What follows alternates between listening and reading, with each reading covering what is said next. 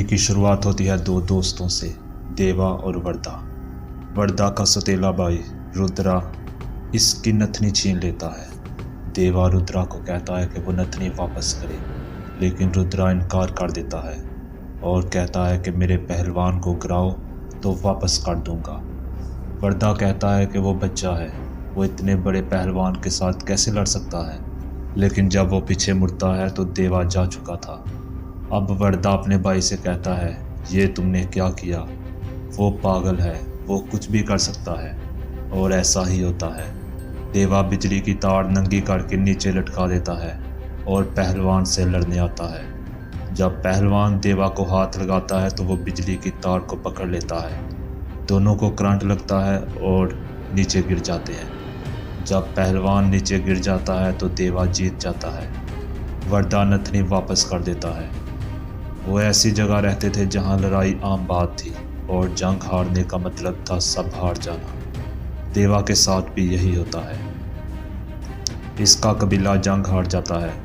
देवा अपनी माँ को बचाने की कोशिश करता है, लेकिन गुंडे इसको पकड़ लेते हैं और इसकी माँ की तरफ बढ़ने लगते हैं। इतने में वर्दा पहुंच जाता है।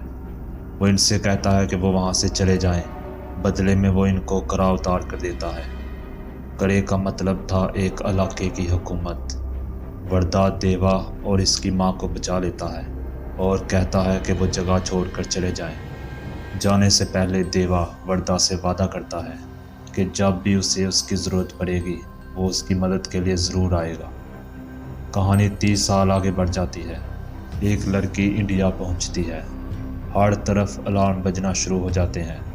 वो राधा रमा के आदमी थे जो कृष्णकांत का इंतज़ार कर रहे थे, लेकिन जब इसकी बेटी अमेरिका से इंडिया पहुंचती है तो वो राधा रमा को इसके बारे में बताते हैं। राधा रमा कृष्णकांत से बदला लेना चाहती थी। वो हुक्म देती है कि इसकी बेटी को उठा लो। दूसरी तरफ कृष्णकांत बिलाल को फ़ोन करता है और इसे बताता है कि इसकी बेटी इसे बताए बगैर इंडिया आ गई है। अब प्लीज़ तुम इसकी जान बचा लो। बिलाल इसे बताता है कि इसे पता है इसकी बेटी को कहाँ पहुँचाना है। कृष्णकांत की बेटी आदिया जब एयरपोर्ट पर पहुँचती है, राधा रमा के गुंडे इसका बाहर इंतज़ार कर रहे होते हैं। बिलाल इनकी गाड़ियों के टायर के पास बम लगा देता है और इनके ड्राइवर को मारकर इसकी जगह ले लेता है। वो जैसे ही आदिया को पकड़कर गाड़ी के अंदर डालते हैं, बिलाल ड्राइविंग सीट संभाल लेता है और जैसे ही वो शहर से बाहर निकलते हैं, बिलाल वो गाड़ी जिसके अंदर आदिया थी लेकर एक साइड को निकल जाता है। लेकिन जब गुंडे इसका पीछा करने लगते हैं तो वो ट्रिगर दबा देता है, जिससे तमाम गाड़ियों के टायर बम से उड़ जाते हैं। इस तरह वो आदिया को इनसे बचाकर एक जगह ले आता है। वहाँ से वो एक गांव के सरपंच की मदद से एक औरत के पास लेकर जाता है जो स्कूल चलाती थी। सरपंच इस औरत को बताता है कि आपको इंग्लिश टीचर की ज़रूरत थी, ये लड़की यहाँ पर पढ़ा सकती है। पहले तो वो औरत मना करती है, लेकिन फिर मान जाती है। बाद में हमें पता चलता है कि वो औरत देवा की माँ थी और बिलाल आदिया को देवा के पास लाया था। देवा आदिया को कहता है कि तुम्हें कुछ दिन यहाँ रुकना होगा, इसके बाद मैं तुम्हें यहाँ से निकाल दूँगा। लेकिन राधा रमा के गुंडे आदिया की तस्वीर वायरल कर देते हैं। कोई गुंडा आदिया को देखकर राधा रमा के आदमियों को इन्फॉर्म कर देता है और इन्हें जगह का नाम बता देता है। वो आदिया को लेने आते हैं। आदिया इस वक्त देवा को इसके काम पर खाना देने आई थी। इसी वक्त देवा की माँ भी वहाँ पहुँच जाती है। देवा की माँ ने इससे वादा लिया था कि वो किसी से लड़ाई नहीं करेगा, इसलिए वो गुंडों को आदिया को ले जाने देता है। देवा की माँ वहाँ पर मौजूद लोगों को आदिया को बचाने के लिए कहती है, लेकिन वो सब डरे होते हैं और इसको कहते हैं कि तुम अपने बेटे को क्यों नहीं कहते। जब और कोई चारा नहीं बचता तो वो देवा से कहती है कि तुम इस लड़की को बचाओ। इसके बाद वहाँ एक ज़बरदस्त किस्म का एक्शन सीक्वेंस होता है और देवा आदिया को बचा लेता है। लेकिन इस लड़ाई के दौरान देवा की तस्वीर राधा रमा के आदमियों तक पहुंच जाती है। देवा की माँ कहती है कि अब हमें ये जगह छोड़नी पड़ेगी और वो आदिया को बिलाल के साथ बेच देती है, क्योंकि इसकी वजह से हमें ये जगह छोड़नी पड़ रही है। بلال عادیہ کو لے کر وہاں سے چلا جاتا ہے اور دیوا بھی اپنی ماں کے ساتھ نکل جاتا ہے۔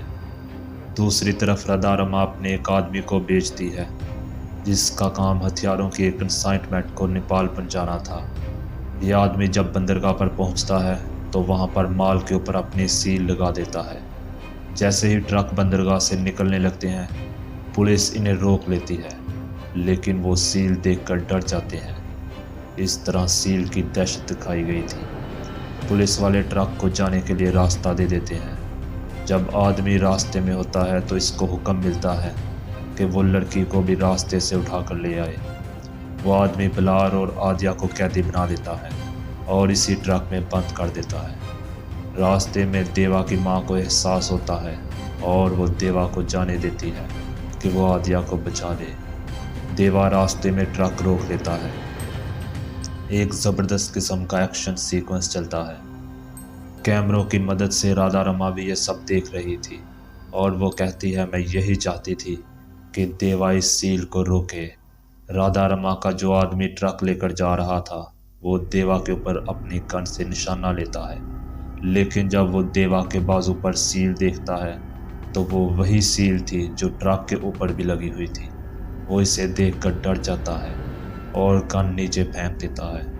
اس طرح دیوا عادیہ کو بچا لیتا ہے اور دکھایا جاتا ہے کہ یہ ٹرک وردھا کے تھے جو کہ دیوا کا بچپن کا دوست تھا اور دیوا نے اس کے ٹرک روک کر اس کو للکارا تھا۔ بلال عادیہ کو لے کر وہاں سے چلا جاتا ہے اور راستے میں اس کو کہانی بتاتا ہے جہاں سے دیوا آیا تھا۔ وہ بتاتا ہے کہ اس جگہ کا نام خانسار ہے جو آج سے سینکڑوں سال پہلے ڈاکوؤں کا ایک اڈا تھی۔ وہاں ڈاکوؤں کے 3 قبیلے آباد تھے جو سارا لوٹ کا مال وہاں اکٹھا کرتے تھے۔ ان قبیلوں کے نام منار، شوریانگا اور گانیار تھا۔ انگریزوں نے پورے ہندوستان پر قبضہ کر لیا لیکن وہ خانسار میں ایک قدم بھی نہیں رکھ پائے۔ جب بھی انہوں نے حملہ کیا اپنی ساری فوج کو گنوا بیٹھے۔ 1947 کو جب انڈیا آزاد ہوا ان تینوں قبیلوں کے سردار شیو منار دلی گئے اور انہوں نے انڈیا کے نقشے سے خانسار کو مٹا دیا اور کہا انڈیا کا کوئی قانون خانسار پر نہیں لگے گا لیکن خانسار کے قانون پورے انڈیا پر لگیں گے۔ انڈیا کے تمام غیر قانونی کام، سمگلنگ، گیمبلنگ، ڈرگز، ٹریفکنگ، ہتھیاروں کی لین دین، اس میں خانسار کا حصہ ضرور ہوتا تھا۔ یہ سب کام انہی کے لوگ سنبھالتے تھے اور اس سے حاصل کی گئی دولت سے وہ انڈیا کی سیاست پر بھی اثر انداز ہوتے تھے۔ دہشت ان کا ہتھیار تھا جس کا سامنا کوئی نہیں کر پایا۔ آہستہ آہستہ لوگ خانسار کا نام لینے سے بھی ڈرنے لگے۔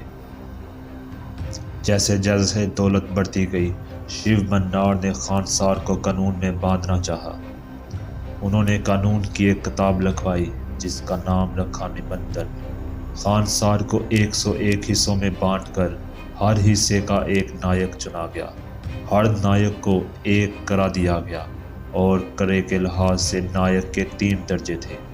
1 ووٹ کی طاقت والے کامن نائک اور 3 ووٹ کی طاقت والے 8 سردار نائک اور پھر 15 ووٹ کی طاقت والا شیو منار جو سردار تھا۔ 1985 میں شیو منار کی موت ہو گئی۔ اب معاہدے کے مطابق شوریانگا قبیلے کے نائک دارا کو خانسار کا سردار بننا تھا، لیکن شیو منار کا بیٹا راج منار اپنے باپ کی گدی نہیں چھوڑنا چاہتا تھا۔ اس نے رات کے وقت حملہ کر کے شوریانگا کے قبیلے کے تمام لوگوں کو قتل کروا دیا۔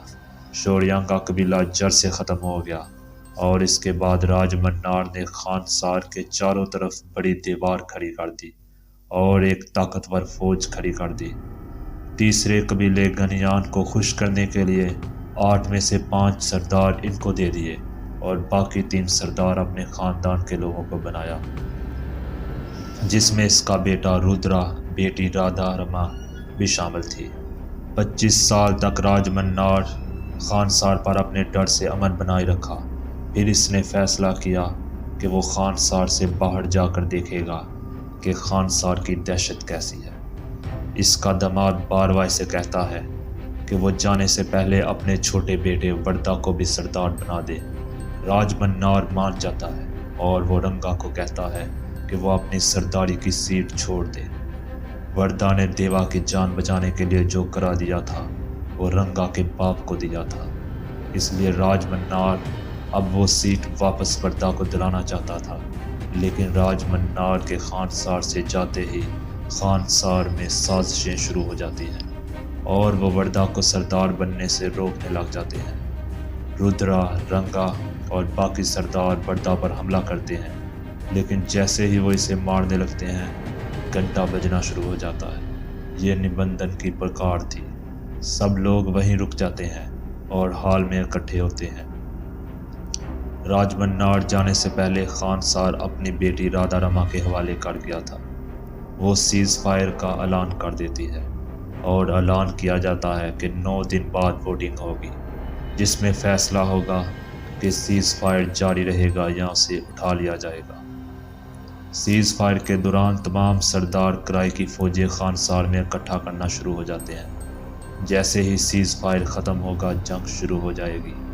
وردھا کے آدمی اس سے پوچھتے ہیں کہ ہماری آرمی کہاں ہے۔ وردھا دیوا کو بلاتا ہے۔ دیوا نے بچپن میں خانسار چھوڑتے ہوئے وردھا سے وعدہ کیا تھا کہ وہ جب بھی اس کو مدد کے لیے بلائے گا وہ ضرور آئے گا۔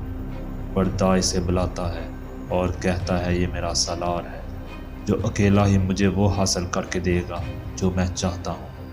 تمام سرداروں کے آدمی وردھا کو تنگ کرتے تھے، لیکن وہ صبر کرتا رہتا ہے۔ نارنگ کا بیٹا غریب لوگوں کی بستی میں جاتا تھا اور وہاں پتنگ اڑاتا تھا اور پھر اسے کاٹ دیتا تھا۔ پتنگ جس گھر کے اوپر جا کر گرتی تھی وہ اس گھر سے ایک لڑکی کو لے جاتا تھا۔ ایک دفعہ جب اس نے یہ کام کیا تو دیوا وہاں پر موجود تھا۔ اس سے صبر نہیں ہوگا اور اس نے لڑائی شروع کر دی جس میں نارنگ کا بیٹا مارا جاتا ہے۔ وردھا اور اس کے آدمیوں کو جیل میں ڈال دیا جاتا ہے۔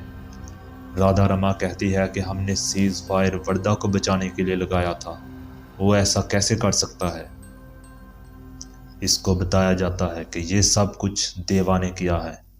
وہ نارنگ کے پاس جاتی ہے اور اسے کہتی ہے تمہارے بیٹو وشنو کو دیوا نے مارا ہے، اس لیے سزا بھی اسے ہی ملنی چاہیے۔ لیکن اس کے بعد رودرا جا کے نارنگ سے کہتا ہے کہ دیوا کو خانسار میں لانے والا وردھا تھا، اس لیے اسے سزا ملنی چاہیے۔ دونوں کو ہال میں لایا جاتا ہے جہاں پر نارنگ اس سے بدلہ لینے والا تھا۔ نارنگ تلوار لے کر آگے بڑھتا ہے، وہ وردھا کی طرف بڑھنا شروع کرتا ہے۔ دیوا اسے کہتا ہے کہ تمہارے بیٹے کو میں نے مارا ہے، اس لیے سزا بھی مجھے دو، لیکن نارنگ پھر بھی وردھا کی طرف بڑھتا ہے اور جیسے ہی اسے مارنے لگتا ہے دیوا اس کی تلوار چھین کر اس کا سر اتار دیتا ہے۔ اس کے بعد دونوں کو پھر سے جیل میں پھینک دیا جاتا ہے۔ اب ووٹنگ کا دن آ چکا تھا۔ رودرا جیل میں وردھا کے پاس آتا ہے اور اسے کہتا ہے کہ سیز فائر ختم کرنے کے لیے تمہارا ووٹ چاہیے۔ سیز فائر ختم کرو اور میں تمہارا خاتمہ کر دوں گا۔ اس کے بعد رادھا رما بھی وہاں پہنچتی ہے اور وہ وردھا سے کہتی ہے کہ تم سیز فائر جاری رکھنے کے حق میں ووٹ دو گے۔ ووٹنگ کا وقت شروع ہوتا ہے۔ سیز فائر اٹھانے کے لیے زیادہ ووٹ ہوتے ہیں۔ اتنے میں راج منار پہنچ جاتا ہے جس کا اکیلے کا ووٹ 15 کے برابر تھا۔ جب وہ بھی اپنا ووٹ ڈالتا ہے تو ووٹ برابر ہو جاتے ہیں۔ اب وردھا کو لایا جاتا ہے۔ وردھا آنے سے پہلے دیوا سے کہتا ہے کہ وہ شکاری کو زیادہ دیر تک شکار سے دور نہیں رکھے گا۔ وہ اپنا ووٹ کاسٹ کرتا ہے۔ وردھا سیز فائر اٹھانے کے لیے ووٹ دیتا ہے۔ تمام لوگ حیران رہ جاتے ہیں کیونکہ انہیں لگ رہا تھا کہ وردھا کمزور ہے، اس لیے وہ اپنی حفاظت کے لیے سیز فائر جاری رکھے گا۔ وردھا کو دوبارہ جیل کی طرف پھینک دیا جاتا ہے۔ جیل میں حکم پہنچ جاتا ہے کہ وردھا اور اس کے آدمیوں کو مار دیا جائے۔ وردھا کو نارنگ کے آدمی لے جاتے ہیں اور اس کے آدمیوں کے سامنے پھینک دیا جاتا ہے جس کو اس نے ڈرگز دیے ہوتے ہیں اور وہ اس کی وجہ سے پاگل ہو چکے تھے۔ دیوا جیل کے اندر ٹیٹو بنواتا ہے۔ یہ وہی ٹیٹو تھا جس کی سیل ٹرک کے اوپر تھی، اور اس کے بعد وہ سب لوگوں کو مار کر وردھا کے آدمیوں کو آزاد کروا لیتا ہے۔ پھر وردہ کے پاس بھی پہنچ جاتا ہے۔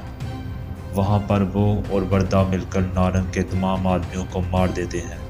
اس کے بعد وہ نارنگ کو مار دیتے ہیں۔ اس کے بعد وردہ کہتا ہے کہ مجھے پورا خانسار چاہیے۔ راج منار رادھا رما کو کہتا ہے کہ تمام لوگ میری گدی کے پیچھے ہیں اور سیز فائر اٹھنے کے بعد وہ سب اکٹھے ہو جائیں گے اور سب سے پہلے ہمارے اپنے اکٹھے ہوں گے۔ پھر دکھایا جاتا ہے کہ رودرا اور اس کا ماما دونوں مل چکے ہیں۔ راج منار خانسار سے باہر گیا تھا کیونکہ خانسار سے ایک بہت بڑی کنسائنمنٹ آرڈر ہوئی تھی اور وہ کنسائنمنٹ 8 سرداروں میں سے ایک مالی نے کی تھی جو گنیان قبیلے سے تھا۔ اس کے بعد دکھایا جاتا ہے کہ مالی نے اپنی پوری فوج کھڑی کر دی ہے کیونکہ اسے خطرہ تھا شورانگا کی طرح کہیں اس کے قبیلے کو بھی اچانک کسی دن حملہ کر کے ختم نہ کر دیا جائے۔ پھر راج منار کہتا ہے اس کے علاوہ ایک تیسرا گروہ بھی ہے اور وہ ہے میری 25 سال پرانی غلطی۔ شورانگا کے لوگ جو بچ گئے تھے وہ ایک آدمی کو گرفتار کر کے راج منار کے پاس لاتے ہیں۔ وہ بتاتا ہے کہ وہ شورانگا کا آدمی ہے اور ان کے ماں باپ نے کس طرح ان کی جانیں بچائی تھی۔ شورانگا قبیلے کے تمام بچے بچ گئے تھے جو چھپ چھپ کر رہ رہے تھے اور راج منار کا داماد باروا شورانگا قبیلے کا آدمی ہے، اس لیے وہ سب کو آپس میں لڑوا رہا تھا۔ پھر باروا بتاتا ہے کہ دیوا شورانگا قبیلے سے ہے اور شورانگا کے سردار بننے والے آدمی کا بیٹا تھا، لیکن شاید دیوا بھی یہ بات نہیں جانتا۔ اس کے ساتھ ہی یہ مووی ختم ہو جاتی ہے اور اس کے دوسرے حصے میں دکھایا جائے گا کہ کیسے وردہ دیوا کو استعمال کر کر پورے خانسار پر حکومت کرتا ہے۔